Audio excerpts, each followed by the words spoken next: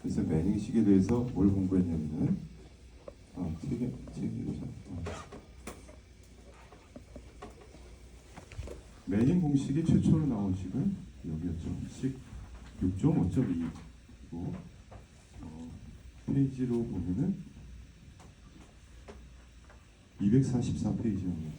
그래서 매닝 공식이 뭐다라고 하는 것을 여러분들이랑 같이 공부했었고요. 그 다음에 얘기했던 게 매닝 공식을 하면서 등가 조도에 대한 얘기를 했었어요. 289번에 나오는 이런 거였죠. 여러분들 이번에 퀴즈에서도 나왔던 어떤 그런 복합 단면, 근데 이건 복합 단면의 조도도 다른 그런 경우에 대한 얘기였었어요. 그 다음에 얘기한 게 매닝 공식이 마찰 손실 계수랑 어떤 관계가 있는가라고 하는 것으로 다시 돌아갔었어요. 매닝 공식이 있는데 요 문제였죠. 그렇죠?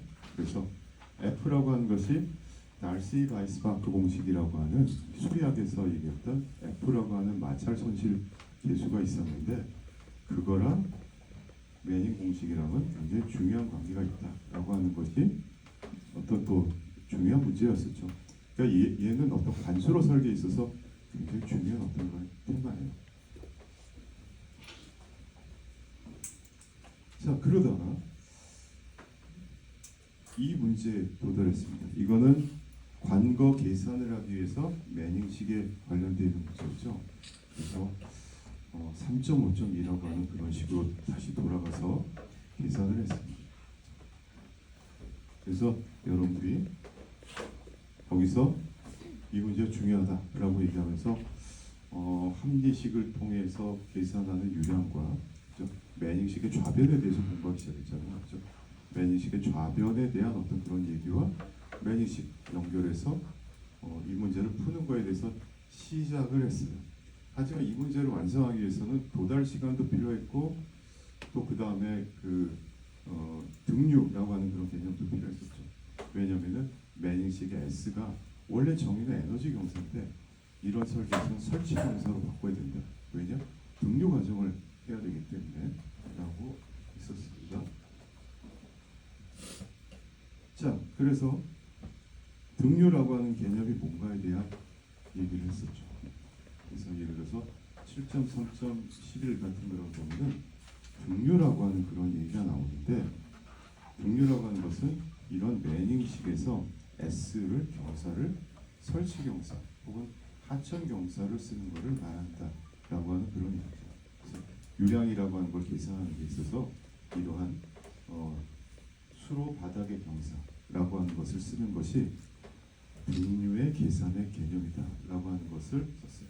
그래서 아까 여러분들이 봤던 그 단지 설계에서 실제로 우리가 쓴 거는 등류 과정을 하는데 등류 과정을 했다는 얘기는 경사에서 S를 수로 바닥의 경사로 하는 그런 뜻입니다.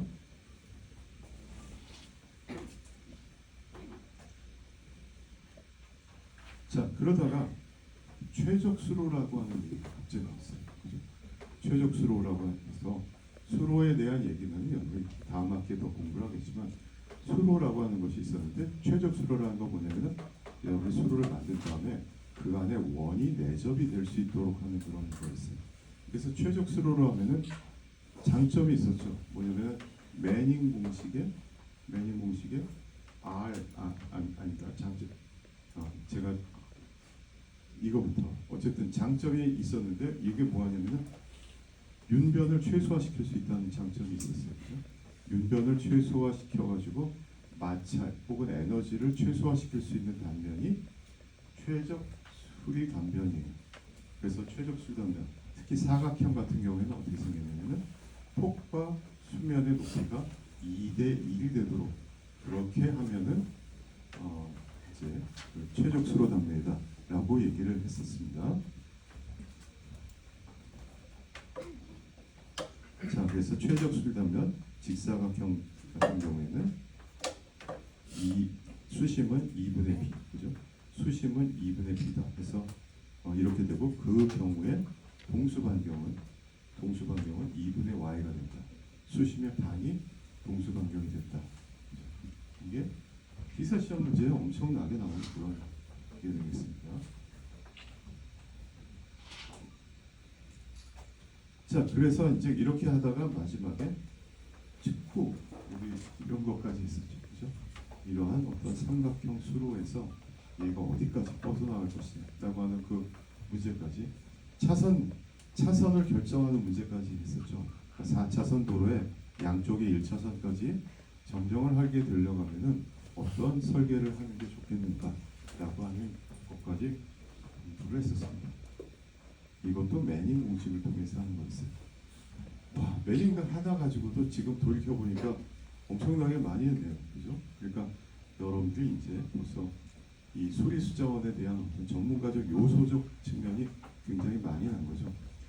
자, 예를 들어서 여러분들이 어떤 바닷가에서 동그라미를 모래사장에 그린다고 하면 파도가 치면 흘러내려고 그 흔적을 찾지 못할 거예요. 그러니까 우리가 계속 원을 그린다고 하는 얘기는 이제 여러분들처럼 머리가 천재적인 사람이나 아니면 완벽주의자한테는 원 그리는 게 굉장히 중요한 일이 될 수도 있고 그 익숙할지도 몰라요. 하지만 더 이상 안 돼요. 성장이 잘 안 돼요. 제가 알고 있는 우리나라에서 지금 알려져 있는 최고 천재가 있는데요. 김웅용 씨라고 있어요. 김웅용 씨라고. 그 이후에 천재가 있는지 진짜 모르겠지만 그 당시에 IQ가 뭐 180, 170 몇인가